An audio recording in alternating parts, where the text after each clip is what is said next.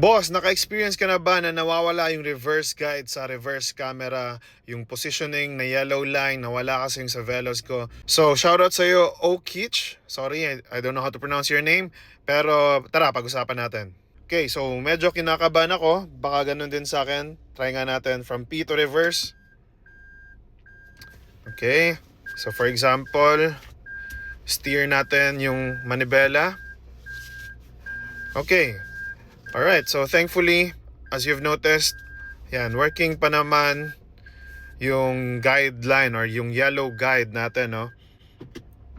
So, for these instances kasi, thankfully, after 1 year of Toyota Veloz ownership natin, yun, medyo okay pa naman. Kasi I've heard of issues na hindi na gumagana yung 360-degree camera nila or yung panoramic view.